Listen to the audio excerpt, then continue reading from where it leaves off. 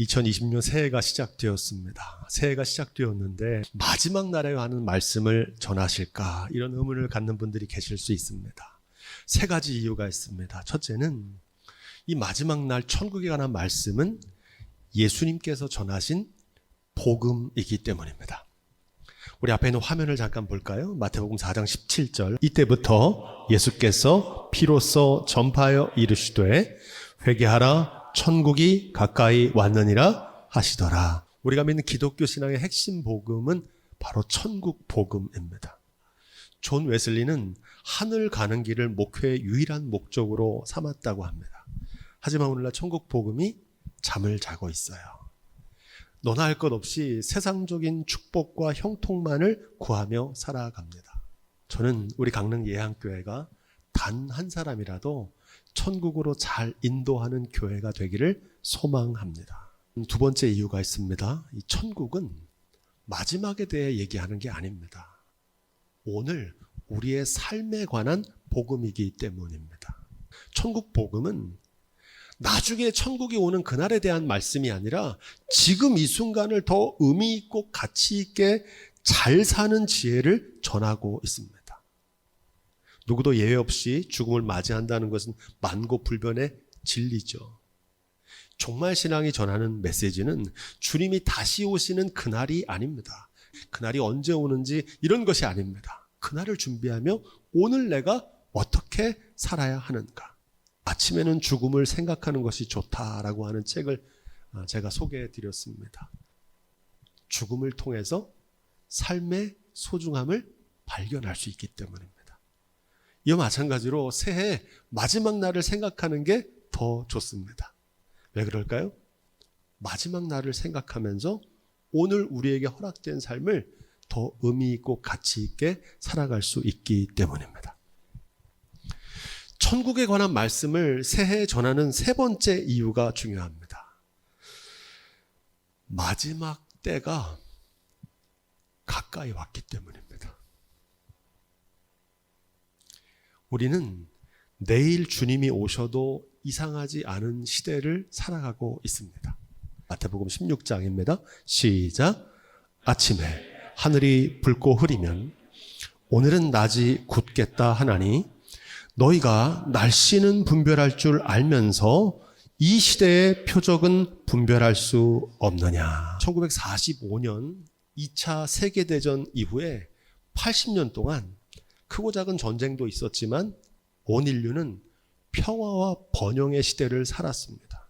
여러분 잘 아시는 대로 1945년 8월 6일과 8월 9일에 히로시마와 나가사키에 각각 원자폭탄이 투하됨으로 2차 세계대전은 핵무기로 인해서 끝났습니다. 3차 대전이 벌어지게 되면 그 전쟁은 핵전쟁이 될 것이라고 예상합니다. 지금 인류는 히로시마에 떨어졌던 핵폭탄보다 1000배 더 강력한 핵탄두를 수천 개를 실전에 배치하고 있습니다. 단추만 누르면 폭발할 수밖에 없는 현실을 살아갑니다. 전문가들은 미국이 베네수엘라를 침공한 것을 약육강식의 시대로 회귀하는 것이고 도미노처럼 전쟁이 고조될 위험이 있다고 경고합니다. 4년째 계속되고 있는 러시아와 우크라이나 전쟁 여러분 알고 계시죠? 양안 관계라고 하는 중국의 대만 침공도 예고되고 있습니다. 인도와 파키스탄 둘 다 강력한 핵보유국인데 끊임없이 전쟁을 치르고 있어요. 멀리 갈 게 아니라 우리 한반도도 얼마 전에 새해를 맞아서 대륙간 탄도미사일을 북한이 발사했잖아요. 오늘 우리는 핵탄두를 머리에 지고 사는 현실입니다. 그런데 우리가 무감각해요. 내일 주님이 오셔도 부끄럽지 않는 깨어있는 삶을 살아가는 저와 여러분들이 될 수 있기를 주님의 이름으로 축복드립니다.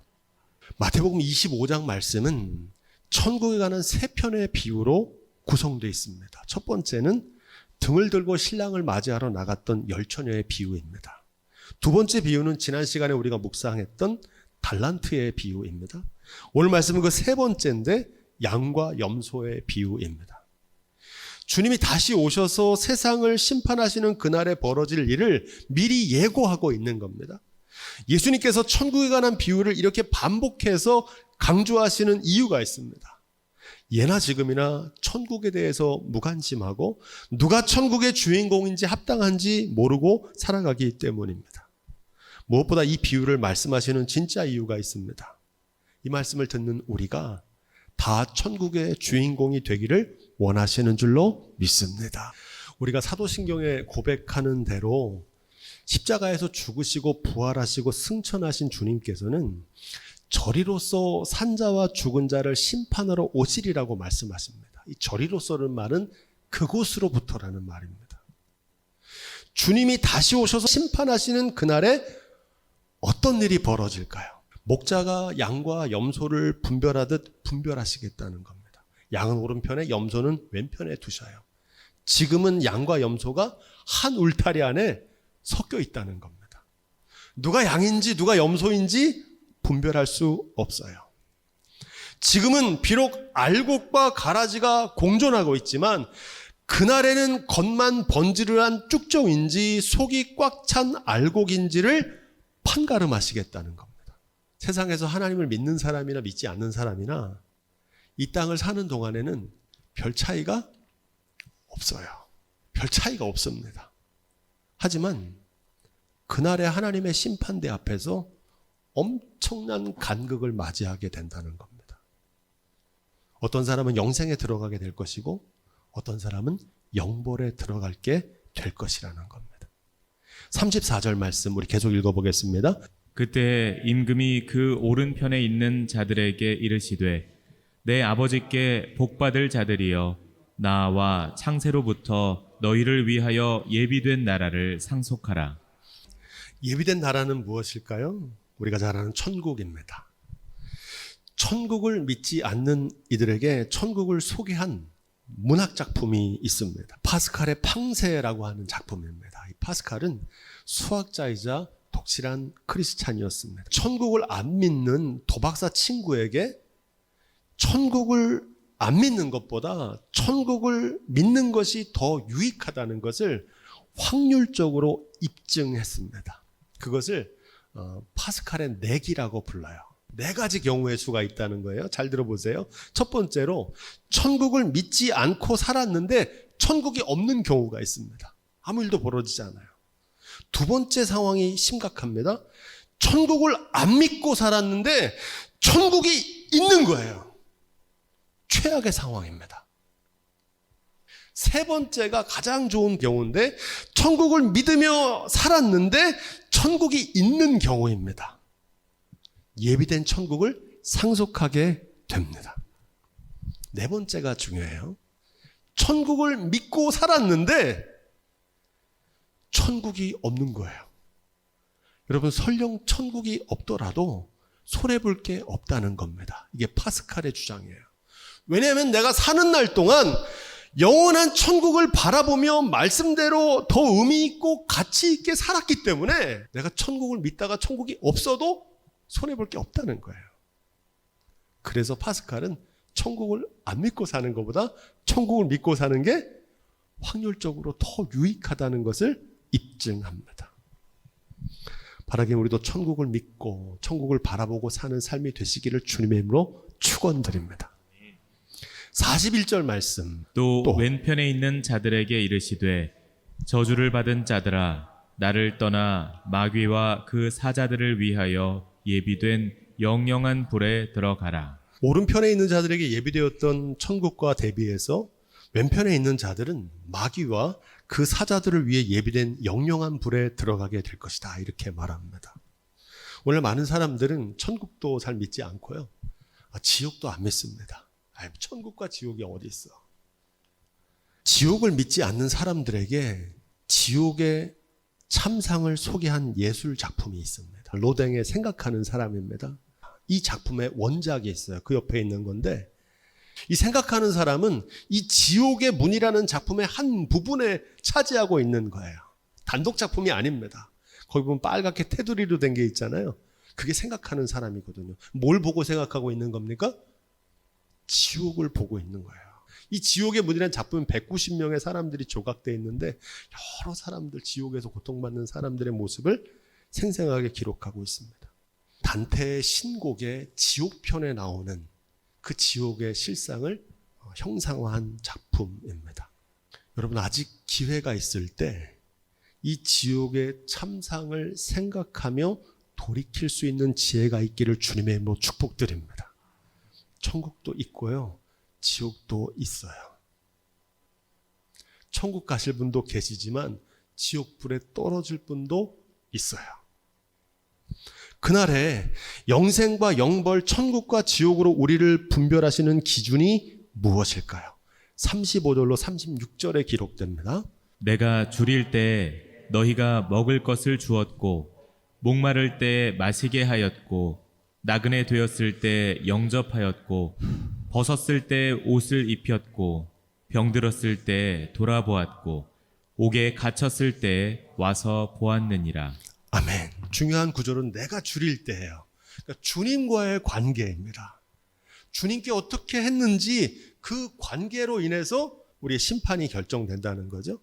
대꾸를 이루고 있습니다. 42절로 43절. 내가 줄일 때 너희가 먹을 것을 주지 아니하였고 목마를 때 마시게 하지 아니하였고 나그네 되었을 때 영접하지 아니하였고 벗었을 때 옷 입히지 아니하였고 병들었을 때와 옥에 갇혔을 때 돌아보지 아니하였느니라 하시니. 아멘. 오늘 이 말씀은 계속해서 대꾸를 이루면서 강조하고 있습니다. 뭐라고 얘기합니까? 주님의 사랑은 구체적인 실천. 나누며 섬기며 돌보며 살았는지를 판가름하신다는 겁니다. 더 중요한 사실이 있어요. 오늘 우리의 삶이 그날의 심판의 기준이 된다는 사실입니다. 나와 이웃과 맺은 관계가 주님과의 맺는 관계의 척도가 된다는 사실입니다. 이 부분에는 놀라운 반전이 있습니다. 37절로 39절이에요. 이에 의인들이 대답하여 가로되 주여 우리가 어느 때에 주의 줄이신 것을 보고 공궤하였으며 목마르신 것을 보고 마시게 하였나이까? 어느 때 나그네 되신 것을 보고 영접하였으며 벗으신 것을 보고 옷 입혔나이까? 어느 때 병드신 것이나 옥에 갇히신 것을 보고 가서 배웠나이까 하리니. 오른편에 있는 의인들이 주님께 했던 자신의 구체적인 사랑의 실천을 모르고 있다는 사실입니다. 그러니까 부지중에한 거예요. 뭐 알고 의도적으로 한 게 아니라 그냥 모르고 그냥 했는데 그게 주님께 한 거라는 겁니다. 이 말씀에 대꾸를 이루고 있습니다. 44절도 마찬가지입니다. 우리 함께 읽어볼까요? 시작. 저희도 대답하여 가로되 주여 우리가 어느 때 주의 줄이신 것이나 목마르신 것이나 나그네 되신 것이나 벗으신 것이나 병드신 것이나 옥에 갇히신 것을 보고 공양치 아니하더이까. 왼편에 있는 이들도 몰랐어요. 우리가 언제 그랬냐고 억울하다고 항변합니다. 지난주 말씀으로 얘기하면 슬피 울며 이를 가는 거예요. 주님이신지 몰라서 그랬지 우리가 주님인 줄 알았으면 그렇게 하지 않았을 거라는 말입니다. 후회와 원통함이에요. 여러분, 무지도 죄입니다. 몰라서 그랬다는 말은 안 통해요. 모르는 게 죄예요. 그들이 몰랐던 게 무엇이었을까요? 40절 말씀. 임금이 대답하여 가라사대 내가 진실로 너희에게 이르노니 너희가 여기 내 형제 중에 지극히 작은 자 하나에게 한 것이 곧 내게 한 것이니라 하시고. 아멘. 여러분 잘 아는 말씀이죠. 큰 자가 아니라 작은 자에게 한 것. 그 작은 자에게 한 것이 곧 누구께 한 거라는 겁니까? 주님께 한 것이라는 사실을 몰랐던 거예요. 내가 주님은 잘 섬기는데 작은 자는 섬기지 않았다는 겁니다. 이웃과의 관계가 하나님과의 관계로 연결되고 연속된다는 사실을 몰랐던 거예요. 주목할 단어가 있습니다. 여기라고 하는 단어예요. 여러분, 우리가 사랑을 실천할 시간과 장소는 지금 이 순간 바로 여기인 줄로 믿습니다. 우리가 주님의 사랑을 실천해야 될 사람은 얼굴도 이름도 알지 못하는 북한 동표나 아프리카 어린이들이 아닙니다. 지금 여기 바로 여러분 곁에 있는 그분들이에요. 우리가 천국 복음을 전해야 할 대상은 미전도 종족이 아니에요. 아직 주님을 모르고 천국이 없다고 믿고 살아가는 우리의 가족들과 가까운 지인들입니다. 그들에게 전해야 돼요. 하나님의 심판대 앞에 서는 날 땅끝까지 복음을 전하고 온 세상 사람들을 사랑하며 살았는지 그런 거 묻지 않으세요. 지금 내가 서 있는 여기서 내가 만나는 사람들에게 주님의 사랑을 구체적으로 실천하며 살았는지를 물으십니다. 그리고 그걸 심판하세요. 우리가 주목해야 될 단어는 내 형제 중에라고 하는 단어입니다. 우리 형제를 말하는 게 아닙니다. 누구의 형제예요? 주님의 형제를 말하는 겁니다. 여러분, 누가 주님의 형제일까요? 앞에 있는 화면의 말씀 볼까요? 이르시되 누가 내 어머니며 내 동생들이냐 하시고 손을 내밀어 제자들을 가리켜 이르시되 나의 어머니와 나의 동생들을 보라. 누구든지 내 형제와 자매요 어머니라 하시더라. 아멘. 여러분, 누가 예수님의 형제입니까? 아버지의 뜻대로 하는 사람, 말씀대로 준행한 사람, 내 형제 중에 지극히 작은 자, 하나님의 말씀대로 준행한 사람에게 한 것이 주님께 한 것이라는 겁니다. 이 말씀은 마태복음 10장 40절에 42절에 더 분명하게 기록됩니다. 너희를 영접하는 자는 나를 영접하는 것이고 나를 하는 자는 나를 보내신 이를 영접하는 것이라. 아멘. 제자들을 보내시면서 한 말씀이에요. 너희 가서 천국 복음 전해라. 둘씩 짝지어 가서. 너희를 내가 보냈는데 너희에게 한 것이 곧 너희를 보낸 예수님께 하는 것이고 예수님께 하는 것이 곧 예수님 보내신 하나님께 하는 것과 같다는 겁니다. 이 말씀은 이렇게 이어져요. 또 누구든지 제자의 이름으로 이 작은 자 중 하나에게 냉수 한 그릇이라도 주는 자는 내가 진실로 너에게 이르노니 그 사람이 결단코 상을 잃지 아니하리라 하시니라. 아멘.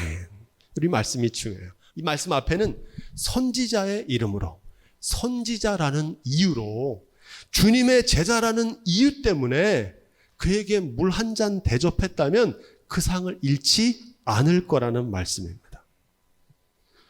우리가 주님의 사랑을 실천해야 될 대상은 말씀대로 준행하는 믿음의 형제들입니다. 이 말씀을 반복해서 다시 한번 강조합니다. 우리 45절 오늘 말씀의 결론입니다. 시작. 이에 임금이 대답하여 가라사대 내가 진실로 너희에게 이르노니 이 지극히 작은 자 하나에게 하지 아니한 것이 곧 내게 하지 아니한 것이니라 하시리니. 아멘.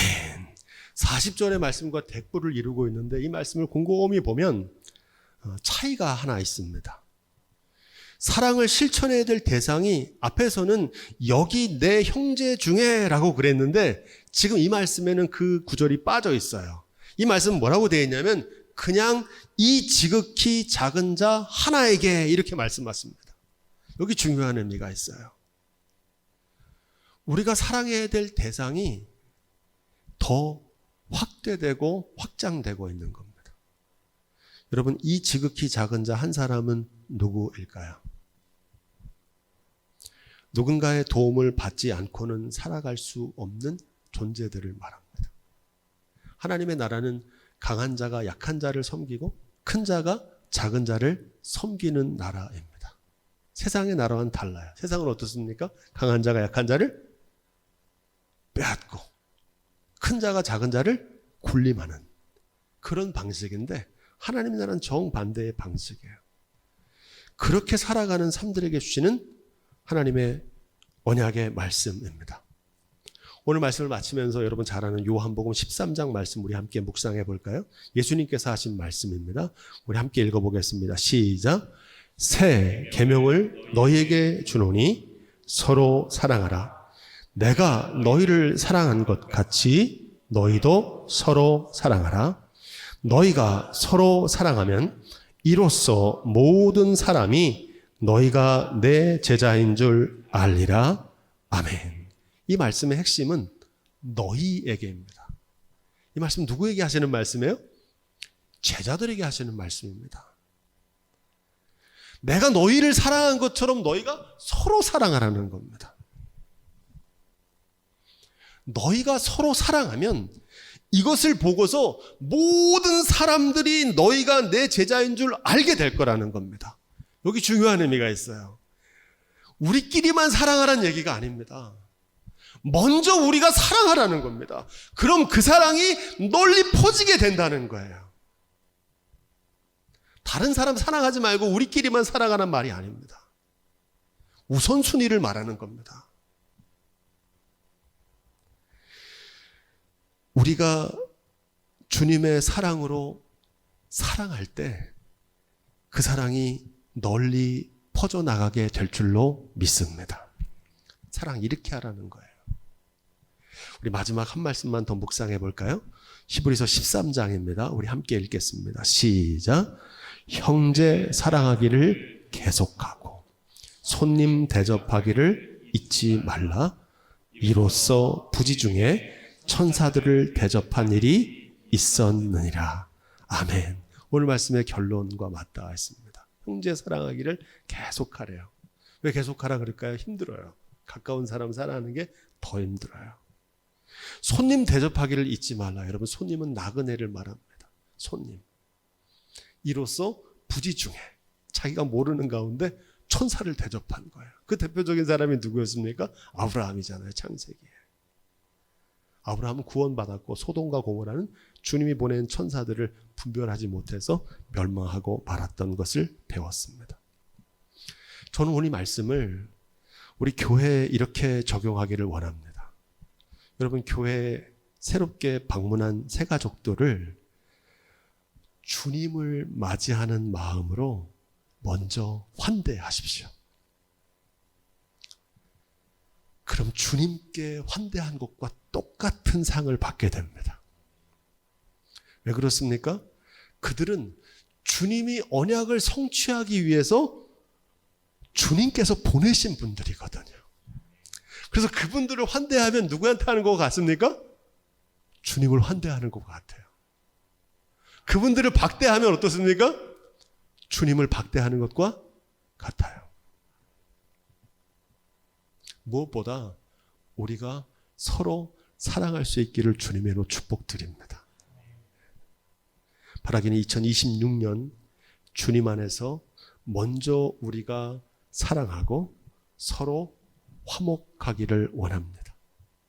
나누고 섬기는 삶으로 천국의 주인공으로 살아가는 삶이 다 되시기를 우리 주님의 이름으로 축원드립니다.